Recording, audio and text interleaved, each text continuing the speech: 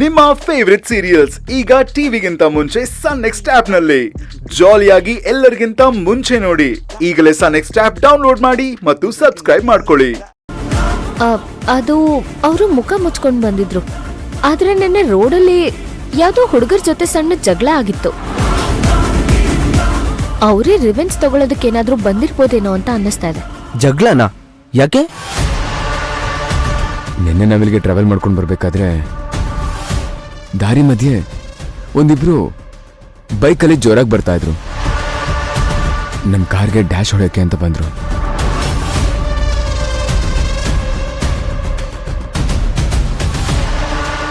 ಹಾಗಾಗಿ ನಮಗೂ ಅವ್ರಿಗೂ ಸ್ವಲ್ಪ ಆರ್ಗ್ಯುಮೆಂಟ್ ಆಯ್ತು. ನಿಮ್ ಕಾರ್ ಆಕ್ಸಿಡೆಂಟ್ ಮಾಡ್ಲಿಕ್ಕೆ ಟ್ರೈ ಮಾಡ್ದೋರ್ದು ಬೈಕ್ ನಂಬರ್ ಏನಾದ್ರು ನೆನಪಿದ್ಯಾ?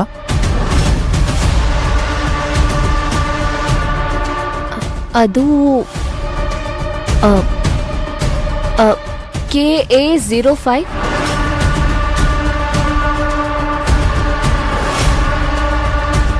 ಗ್ರೇಟ್, ನಂಬರ್ ಸಿಕ್ಕಿದೆ ಅಲ್ವಾ? ಸೊ ನಾನು ಈಗಲೇ ಕಂಡಿಡ್ದು ಅದನ್ನ ಟ್ರೇಸ್ ಮಾಡಕ್ಕೆ ಟ್ರೈ ಮಾಡ್ತೀನಿ. ನೀವು ಮಾತ್ರ ತುಂಬಾ ಕೇರ್ಫುಲ್ ಆಗಿರಿ. ನಿಮ್ ಕಾವಲಿಗಂತ ನಮ್ಮ PC ನಾನು ಇಲ್ಲೇ ಕಳಿಸಿರ್ತೀನಿ. ಎಮರ್ಜೆನ್ಸಿ ಅಂತ ಏನಾದರೂ ಬಂದ್ರೆ ದಯವಿಟ್ಟು ನನ್ನ ನಂಬರ್ಗೆ ಕಾಲ್ ಮಾಡಿ. ಸರಿ, ನಾನಿನ್ ಬರ್ತೀನಿ. Thank you.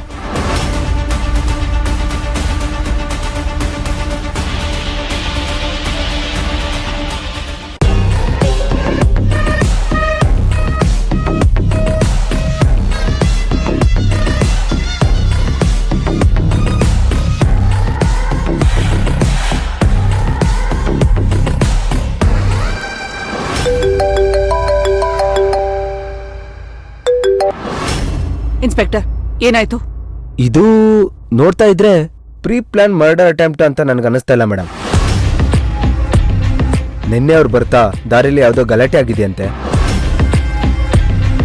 ಆ ಹುಡುಗರು ಅದನ್ನೇ ಮನಸ್ಸಲ್ಲಿ ಇಟ್ಕೊಂಡು ಈ ತರ ಅಟ್ಯಾಕ್ ಮಾಡಿರ್ಬೋದು.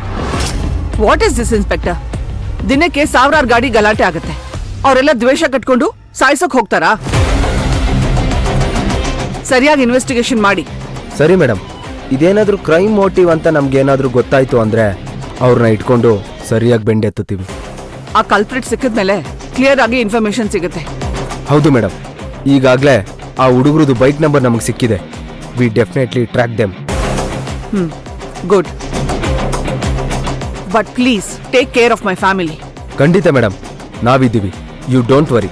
ನಿಮ್ಮ ಫ್ಯಾಮಿಲಿಗೆ ಸೆಕ್ಯೂರಿಟಿ ಅಂತ ನಮ್ಮ ಸ್ಟೇಷನಿಂದ ಒಬ್ಬ ಕಾನ್ಸ್ಟೇಬಲ್ನ ಮನೆ ಹತ್ರ ಕಾವಲಿಡಿಸ್ತೀನಿ. Inspector, listen to me carefully. ನನ್ನಿಬ್ರು ಮಕ್ಳಿಗೂ ಏನೂ ಆಗ್ಬಾರ್ದು. That is my only concern. Yes madam, definitely. ಅದೇನೇ ಇದ್ರು ನಾನು ನಿಮ್ಗೆ ಅಪ್ಡೇಟ್ ತಿಳಿಸ್ತೀನಿ.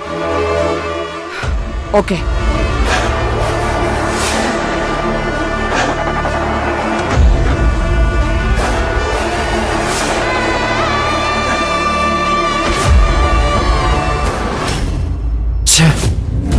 ನಾನ್ ಮೈ ಮರೆತು ನಿದ್ದೆ ಮಾಡಕ್ ಹೇಗ್ ಸಾಧ್ಯ? ರಿಲ್ಯಾಕ್ಸ್ ವಿರಾಟ್. ಭೈರವಿ ಅವ್ರ ಮೇಲೆ ಅಟ್ಯಾಕ್ ಆಗಿದೆ. ಹೇಗ್ ರಿಲ್ಯಾಕ್ಸ್ ಮಾಡ್ಲಿ? ಈ ಎಸ್ಟೇಟ್ಗೆ ಬಂದಾಗ್ಲಿಲ್ಲ ಏನಾದ್ರೂ ಒಂದು ಸಮಸ್ಯೆ ಆಗೇ ಆಗತ್ತೆ. ವಿರಾಟ್, ಈಗ ಹಳೆದೆಲ್ಲ ಬೇಡ. ಬನ್ನಿ, ನೀವು ಸ್ವಲ್ಪ ಸಮಾಧಾನ ಮಾಡ್ಕೊಳ್ಳಿ. ಬನ್ನಿ.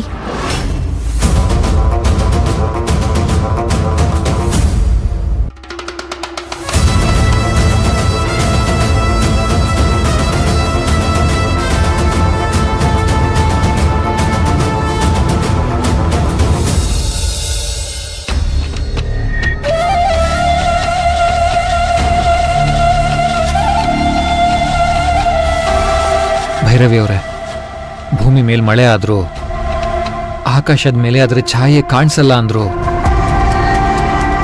ಭೂಮಿ ಮೇಲೆ ಮಳೆ ಆಗಿರೋದನ್ನ ಮುಚ್ಚಿಡಕ್ಕಾಗಲ್ಲ. ವಿರಾಟ್, ಅದು ನನ್ಗೊಂದು ಅರ್ಥ ಆಗ್ತಾ ಇಲ್ಲ. ರಾತ್ರಿ ಏನಾಯ್ತು ಅಂತ ಯಾಕೆ ನನ್ನ ಹತ್ರ ಸರಿಯಾಗಿ ಹೇಳ್ತಾ ಇಲ್ಲ? ನಾನು ಹೇಳ್ಬೇಕು ಅಂತಾನೆ ಇದ್ದೆ, ಆದ್ರೆ ಹೇಳಿಲ್ಲ. ಬೆಂಗಳೂರಿನಲ್ಲಿರೋ ಮಾಮ್ಗೆ ಸುದ್ದಿ ಮುಟ್ಟಿದೆ. ಆದ್ರೆ ನಾನು ಇಲ್ಲೇ ಇದ್ದೀನಿ, ಹಾಗೂ ನನಗೆ ವಿಷಯ ಗೊತ್ತಾಗಿಲ್ಲ.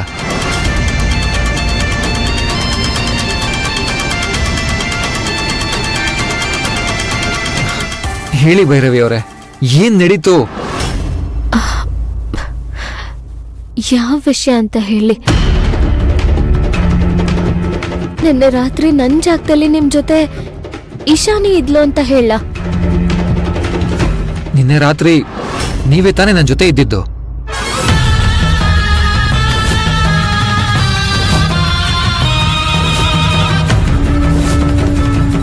ಮತ್ತೆ ನನ್ನನ್ನು ಯಾಕೆ ಎಬ್ಬಿಸ್ಲಿಲ್ಲ?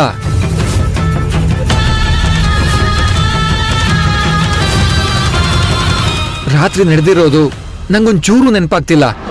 ನನ್ಗೆ ಏನಾಗಿತ್ತು?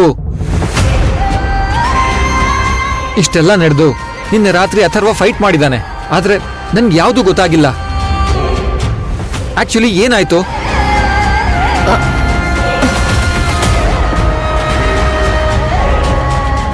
ವಿರಾಟ್ ಅವ್ರೆ, ನೀವ್ ಟೆನ್ಷನ್ ಮಾಡ್ಕೋಬೇಡಿ, ನಾನ್ ಎಲ್ಲ ವಿಷಯನೂ ಹೇಳ್ತೀನಿ. ಅದು ಏನಾಯ್ತು ಅಂದ್ರೆ, ರಾತ್ರಿ ನಿಮ್ಗೆ ನೀರ್ ತರೋಣ ಅಂತ ಅಡ್ಗೆ ಮನೆಗೆ ಹೋಗಿದ್ದೆ. ಅದು ನೀರಲ್ಲ, ಹಾಲು.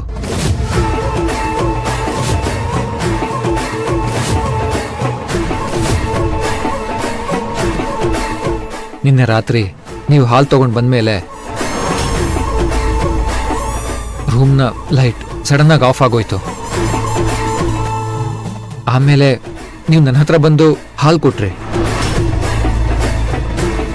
ನೀವು ಹಾಲು ಕೊಟ್ಮೇಲೆ ನನ್ಗೇನಾಯ್ತು ಅಂತ ನನಗೆ ನೆನಪಾಗ್ತಾ ಇಲ್ಲ.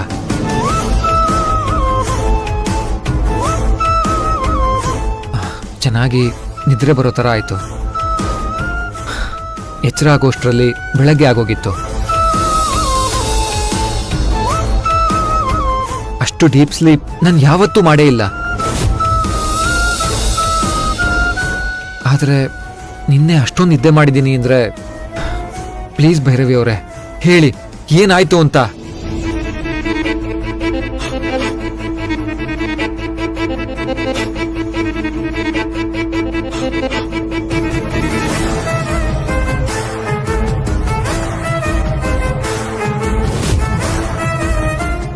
ಇವ್ರ ಸಂಕಟನ ನೋಡಕ್ಕಾಗ್ತಿಲ್ಲ.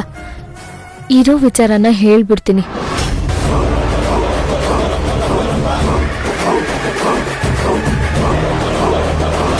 ಅದು ವಿರಾಟ್, ಅದು ಇಶಾನ್. ಅದೇ ವೀರ್, ನನಗೂ ನಿಂತರನೇ ಆಗಿತ್ತು.